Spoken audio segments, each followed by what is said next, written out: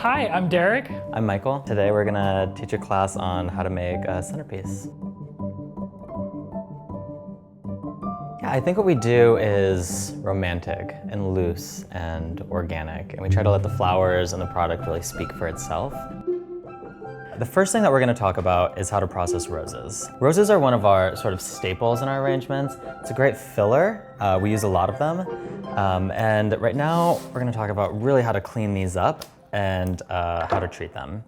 So one thing that you want to think about when you're buying roses is if they're really tight and you're going to be prepping for an event, you want to make sure that they're in peak openness before the event when you're arranging. Roses are actually cut when they're buds and then they start to open up at the market. So if they are closed like this, one trick that we do is we'll fill a bucket up with warm water, and that's going to increase the water flow up to the flower head.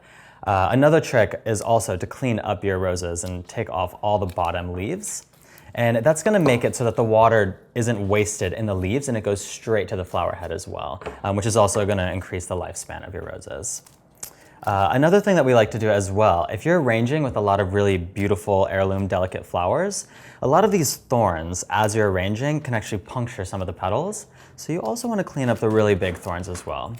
Unless that's a look that you're going for, you won't really see them. So just break off all the big ones.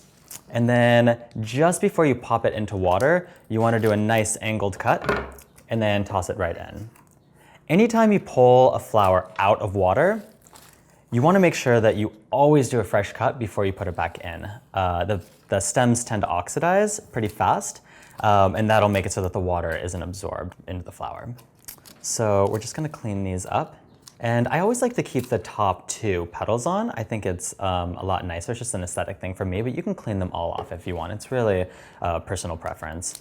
So I'll just take off these. And sometimes if the outer petals are a little bit brown, you can just peel those right off. Yeah.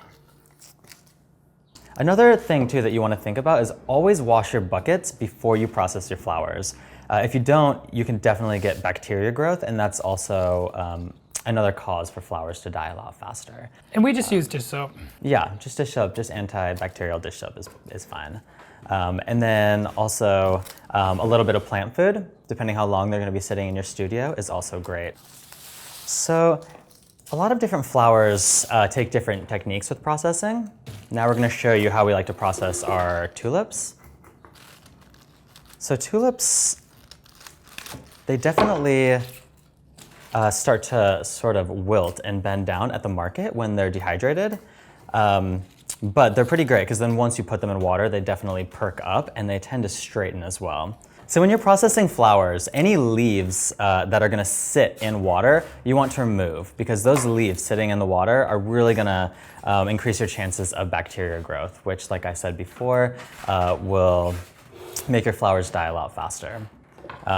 So just the bottom leaves. I actually love the way the top leaves of tulips look. I mean, you can keep them on, like I said, with roses if you want, or you can take them off. I like to keep them on. I think they're really beautiful.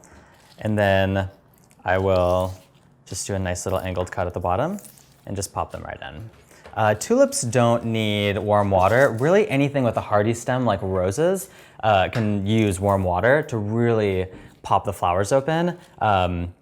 Like roses, lilacs, anything with a nice woody hardy stem. Anything with a softer stem will tend to sort of get mushy in hot water. So you want to make sure that they go straight into cold water. So just clean these up here. Another flower that we're going to be using today is Ranunculus, which you can definitely get in the spring. And we've already kind of gone through and cleaned these up for you, but just to show you, Ranunculus usually have a lot of leaves on them. So just strip the leaves off. That's also going to increase water flow to the flower head. And then just also quick cut and then right into cold water. Ranunculus are great. They last a fairly long time. We find them to be one of our hardier flowers. Just make sure that over time that you're really changing your water out if they're going to be sitting for longer than a couple days. Just take them out, clean your water out, soap the inside, and then a little bit more plant food, and that'll really make them last a lot longer. Sometimes when you're at the flower market and you see ranunculus, they look kind of like little tight balls. So you really want to give them a little bit of time to really open up and get that show-stopping effect. I actually find that ranunculus look the best just before their petals completely fall off. So we definitely like to give ourselves a few days before we arrange with them for our events. And then other flowers that we use and tips for processing. So here we have some peonies, and a lot of times when you buy your peonies, they'll come in tight buds like this. Now, it has a sugar coating naturally that sort of holds the petals together. So if you want them to open up faster, there are a few tricks that you can do. One of them is to submerge them in warm water just to get some of that sugary residue to come off, and that'll help pop them open. Another trick is to put them just in hot water because it does have a woodier stem, just like we did the roses. That'll help it drink and help it open up a lot faster. And then one other trick that we've done a couple times in the past, we don't always do because we like to give ourselves enough time for them to open, but you can actually put them in a really steamy hot environment, and that steam will actually help break up that sugary residue and let them pop open a lot faster. And then just like the other flowers, we like to clean up the bottom leaves so they're not sitting in water. And then yeah, fresh cut and stick them right in. Here we have some passion vine. But same thing, just make sure that any of your leaves that you're arranging with are really cleaned up at the bottom. Just strip them off and then just fresh cut and pop it right back in water. I think that's the biggest thing to really remember when you're processing, is to make sure that there's nothing sitting in your water. You want to make sure that it's always just clean stem, fresh cut, and clean water. Most of this should last for a few days. Some, of course, like our tulips, will last a bit longer. These are flowers that we would use likely in an event. So the lifespan is around 3 to 5 days once they're fully arranged. Once you have your arrangement completed, you want to make sure it's fully topped off with water, and then every day keep topping off with water to make sure that there's ample water for the flowers to drink. Yeah.